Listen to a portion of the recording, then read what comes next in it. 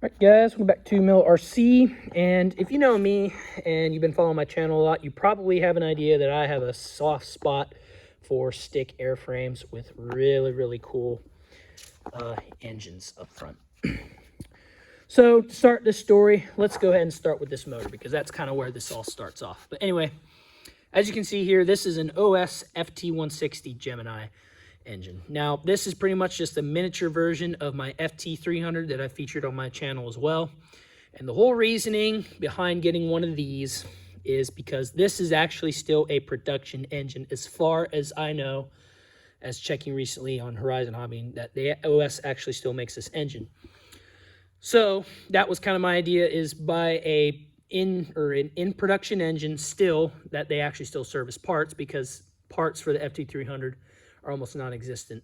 And I like that motor too much to where if this thing crashes, or if a plane with my FT300 crashes, I know these exhausts and intake tubes are going to be totally destroyed and you just can't get them anymore. So that was kind of my reasoning of getting an FT160 Gemini. Anyway, I was scrolling on eBay and found this one that was advertised as parts of repair, put a bid on it, and actually surprisingly won the darn thing. So it gets to my house, and when I first unbox it, it's actually in pretty rough shape. The only thing that turns was the crankshaft, but everything else was locked. All valves were locked up, cam followers were all locked up, you know, almost everything except the actual crank. So I had to disassemble it, change the bearings, all that fun stuff. You guys know I like to rebuild these little motors. But went ahead and did that, and then went ahead and threw it on the test stand for the first time, and it ran great.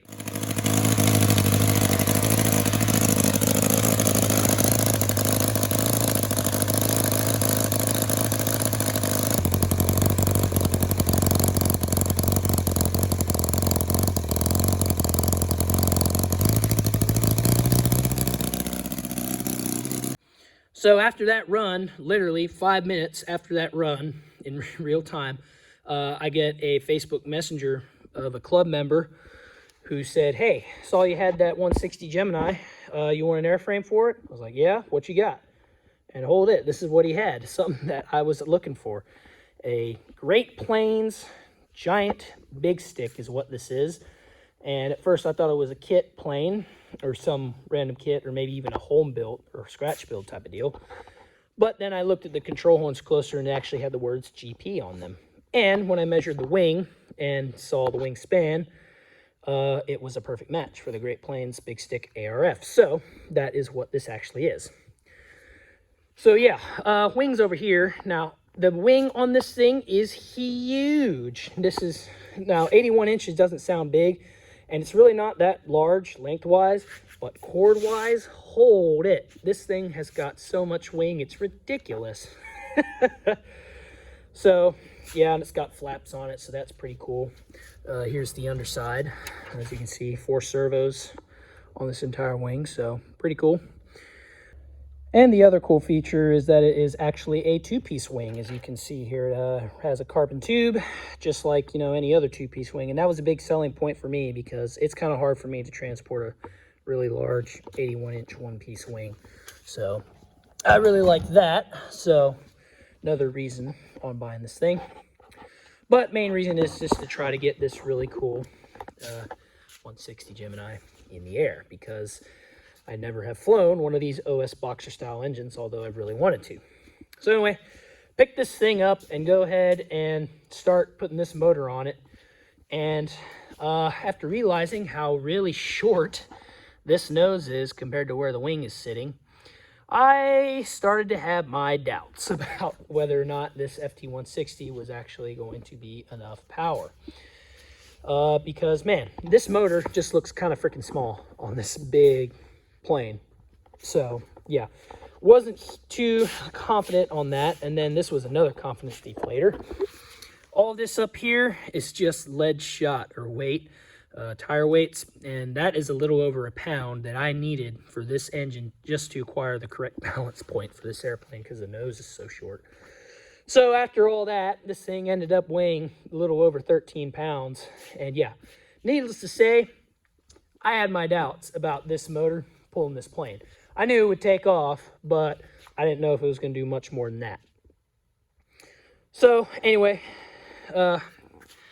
after that, yeah, I went ahead and started the engine and made sure it was running good and let her go. And man, I'll tell you what, I was a little bit speechless about how well this little motor pulled this big plane through the air. It was pretty incredible, needless to say.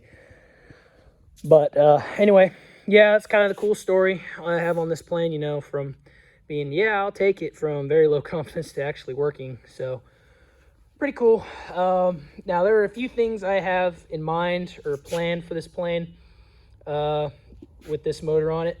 I think I can do a few different things to where I can get this large amount of just dead weight out of here and, you know, make this whole airframe lighter and just all in all get this engine running, or this engine a better chance at pulling this airframe around. And then I do have plans on maybe putting those on this with this cool motor, because that would just be the neatest thing in my opinion. Show up to your local lake with this awesome sounding little gem, start it up and do some float flying. I think that would be the neatest thing. But anyway, that's kind of the cool little story I have on it. You know, from a span of less than 10 hours after running this little engine for the first time on the stand, just went ahead and stayed up all like till 3 a.m. bolting that motor on. And yeah, at one point I didn't think it was even going to be worth it, but as you will see in the flying, it actually did work pretty well. So that's the storyline on this Great Plains Big Stick with the FT160 Gemini. Now let's go ahead and get to the best part. Let's go flying it.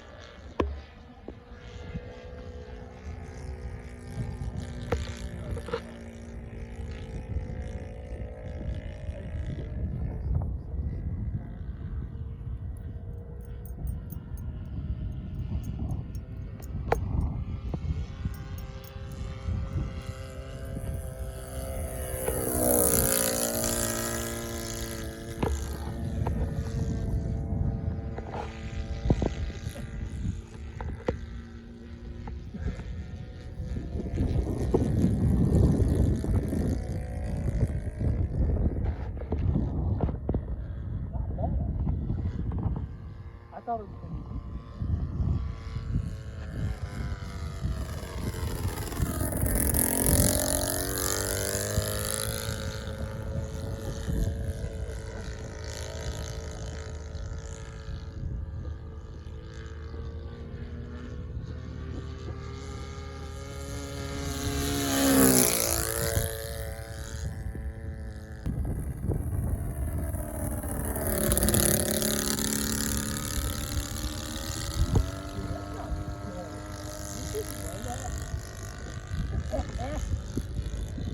Woo, 4-stroke.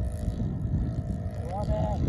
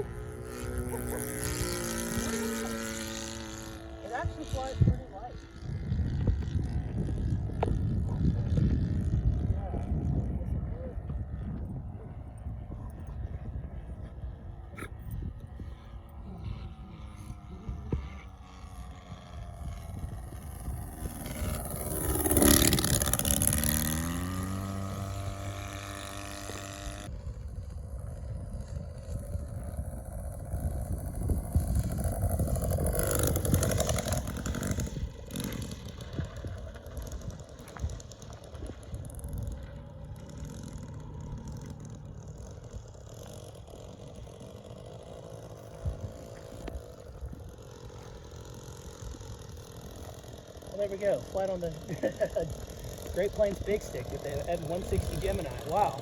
It has more power than I thought it would. And it sounds great.